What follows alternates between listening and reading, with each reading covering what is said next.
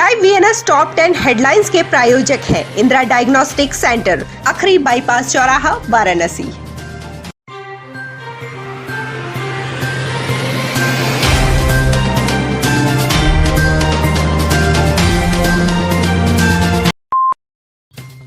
वाराणसी में बुधवार को कोरोना के 4 नए मामले सामने आए हैं। बीते 24 घंटे में कोरोना से किसी मरीज की मौत नहीं हुई है। बुधवार को होम आइसोलेशन से 14 मरीजों को छुट्टी मिली है। वहीं अस्पताल से 2 मरीजों को डिस्चार्ज किया गया है। अब तक 82,203 कोरोना पॉजिटिव मरीज वाराणसी में मिल चुके हैं, जिनमें से 81,286 लोग स्वस्थ हो चुके हैं, जबकि एक्टिव केसों की संख्या 144 है। महात्मा गांधी काशी विद्यापीठ के नए कुलपति के रूप में प्रोफेसर आनंद कुमार त्यागी ने बुधवार को कार्यभार संभाला। प्रोफेसर आनंद काशी विद्यापीठ के 35वें कुलपति के रूप में नियुक्त हुए। पद ग्रहण करने से पूर्व उन्होंने श्री काशी विश्वनाथ और काल भैरव सहित अन्य मंदिरों में शीश नवाया। उसके बाद राजेंद्र सिंह राज्य विश्वविद्यालय के कुलपति प्रोफेसर अखिलेश कुमार सिंह ने उन्हें कुलपति का चार्ज सौंपा। पहली बारिश में ही वाराणसी में करोड़ों रुपए के ड्रेनेज सिस्टम की पोल खुल चुकी है। बनारस की सड़क, गली और घरों के बाद प्राचीन मंदिर भी बारिश के बाद सीवर के जल में जलमग्न हो गई है। बीती रात बारिश के बाद वाराणसी के दुर्गा कुंड स्थित बनकटी हनुमान मंदिर में सीवर का पानी मंदिर के गर्भगृह तक भर गया। इस वजह से सैकड़ों भक्तों को आज बिना दर्शन के ही वापस जाना पड़ा। अभी बारिश हुई, बारिश होने के नाते जो है इधर आज 4 दिन से पानी भरा हुआ है। अब पानी इतनी गहराई में को बाल्टी से निकाला नहीं जा सकता। पाइप लगा दिए हैं, पाइप थोड़ा थोड़ा खींच रहा है। कोरोना महामारी के दौर में बड़ी संख्या में लोगों की नौकरियां चली गईं, तो कुछ को नौकरियों से निकाला भी गया। ऐसे में देश के प्रधानमंत्री नरेंद्र मोदी ने देश के युवाओं से आह्वान किया था कि वो जॉब सीकर न बनकर जॉब क्रिएटर बने। उनके इस आह्वान को कई युवाओं ने आत्मसात किया है। उन्हीं में से एक यही काशी के जॉब क्रिएटर राजेश जायसवाल, जिन्होंने 6 लाख रुपए सालाना की जॉब को ठुकरा कर जॉब क्रिएटर बनना स्वीकार किया और आज उनकी फर्म में 50 लोगों को रोजगार मिला हुआ है। राजेश ने सरकार से मिले 20 लाख के लोन से आधुनिक मशीनों को खरीदा और उससे यहां कपड़े सिलने का काम शुरू कर दिया, जिसमें पार्टी वियर कुर्ता, कॉटन के कुर्ते, सदरी व शर्ट की सिलाई करवाते हैं। राजेश का बिजनेस आज कई राज्यों में पांव पसारने लगा है। और आज के टाइम में हमारा जो प्रोडक्शन है बहुत अच्छा निकल रहा है नई मशीनों के टेक्निक से, और धीरे धीरे हम पूरे यूपी, बिहार और झारखंड में अपने माल का प्रोडक्शन हम दे पा रहे हैं।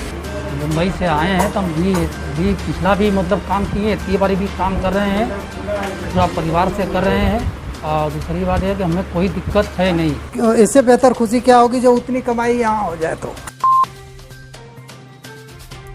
सांसद और पशु अधिकार कार्यकर्ता मेनका गांधी के खिलाफ उत्तर प्रदेश पशु चिकित्सा संघ ने नाराजगी जाहिर की है। इसके संबंध में संघ ने राज्य मंत्री पशुधन, मत्स्य एवं दुग्ध विकास विभाग को पत्र लिखा है। इसमें गांधी पर पशु चिकित्सकों पर अभद्र भाषा का इस्तेमाल करने के आरोप लगाए हैं। इसके अलावा मेनका गांधी के खिलाफ सोशल मीडिया पर भी ट्रेंड जारी है कि एक सांसद के द्वारा इस तरह से अमर्यादित व्यवहार करना उचित नहीं है, जबकि हमारे भारतीय पशु चिकित्सा परिषद के 1984 के एक्ट में भी प्रावधान है कि कोई भी व्यक्ति बिना जांच के किसी भी पशु चिकित्सक के खिलाफ जो है न तो कार्रवाई कर सकता है, न तो किसी भी भाषा का प्रयोग कर सकता है। बूंदाबांदी के दौरान बुधवार को आकाशीय बिजली की चपेट में आने से चंदौली जनपद की चकिया कोतवाली क्षेत्र के अर्जी खुर्द गांव में 2 किशोरियों की मौत हो गई, वहीं 2 झुलस गई। इसके अलावा फिरोजपुर व इंदरपुरवा गांव में भी 2 लोग झुलस गए। घायलों को आनन फानन में जिला संयुक्त चिकित्सालय में भर्ती कराया गया। यहाँ उनका प्राथमिक उपचार चल रहा है। सभी की हालत स्थिर बताई जा रही है। प्रदेश में 2022 चुनाव की हलचल शुरू हो गई है। ऐसे में पिछले 2 लोकसभा और 1 विधानसभा चुनाव में हॉट सीट रहे वाराणसी जनपद में इन दिनों हलचल बढ़ गई है। इसी बीच वाराणसी के शहर उत्तरी के पूर्व सपा विधायक अब्दुल समद अंसारी का मकान इन दिनों चर्चा का विषय बना हुआ है। अब्दुल समद अंसारी के घर को चर्चा में लाने वाली है उनके घर पर आगामी चुनाव को देखते हुए की गई वॉल राइटिंग, जिसमें लिखा गया है, उम्मीद की बाईसाइकिल और 2022 में खेला हुई।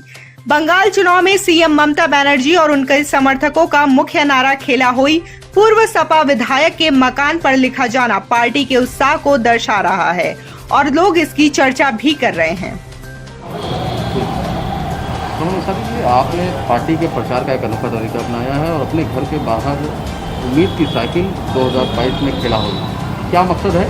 बंगाल चुनाव के बाद जिस तरह से बंगाल में एक शब्द प्रतियोगिता खेला हो गई, उसी तरह पे आपने वाराणसी में इसकी शुरुआत की है। क्या है इसका मतलब? देखिए, समस्त उत्तर प्रदेश के अंदर जिस तरीके से नई हवा है, नई सपा है, नौजवानों का साथ है, बुजुर्गों का आशीर्वाद है, जिस तरीके से सन 2021 में बंगाल में खेला होवे वहाँ प्रचलित हुआ था, उसी तरीके से बहुत सारी बातों का उसमें मिसाल मिलती है। इसलिए जनता को बहुत कुछ शब्दों में, बहुत कम शब्दों में ढेर सारी बात बताना है। उत्तर प्रदेश के अंदर खेला होई, ये स्लोगन के साथ हम लोग सन 2022 के चुनाव में मैदान में आएंगे।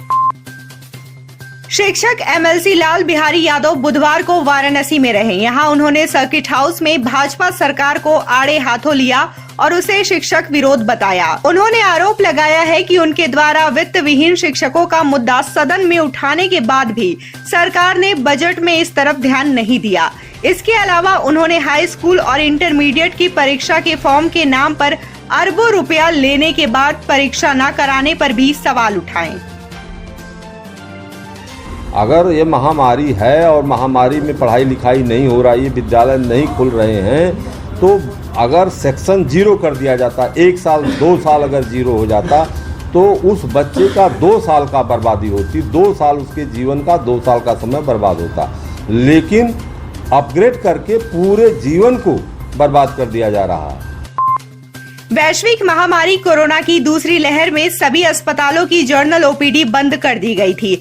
हालत के सामान्य होने पर बीएचयू अस्पताल प्रबंधन ने 71 दिनों के बाद बुधवार से सरसुंदर लाल अस्पताल और ट्रॉमा सेंटर की जर्नल ओपीडी शुरू कर दी है। इस बात की जानकारी पर बुधवार की सुबह अस्पताल की जर्नल ओपीडी में बनारस सहित आसपास के जनपद के मरीज पहुंचने लगे हैं और पंजीकरण काउंटर पर पर्ची कटवा कर डॉक्टर्स को दिखा रहे हैं। बीएचयू अस्पताल के साथ ही ट्रॉमा सेंटर में सामान्य दिनों में चलने वाली ओपीडी में 5 से 6 हजार मरीज इलाज कराने आते हैं। कोरोना काल में 13 अप्रैल से ही बंद चल रही ओपीडी शुरू होने से मरीजों को बड़ी राहत होगी। शहर के चौका घाट लहतारा फ्लाईओवर को बने अभी 2 साल का वक्त ही गुजरा है, पर उसकी स्थिति दयनीय दिखाई देने लगी है। लहतारा से चौका घाट की तरफ आने वाले साइड पर चौका घाट की तरफ से इस फ्लाईओवर पर सड़क की स्थिति देखकर अंदाजा लगाया जा सकता है कि इसको बनाते वक्त इसकी गुणवत्ता का कितना ख्याल रखा गया होगा। बरसात में पिछले वर्ष भी इसकी यही दुर्दशा हुई थी, जिसके बाद सेतु निगम ने इसकी पैचिंग करवाई थी। एक बार फिर इसका यह हाल सेतु निगम की कारगुजारियां बताने के लिए काफी है। यहाँ की स्थिति तो मतलब एक बारिश से भी नहीं चल पाती है और कोई जैसे मुख्यमंत्री या कोई किधर का आने वाला होता है ना, तो थोड़ा मरम्मत हो जाएगा, फिर इसके बाद काम खत्म।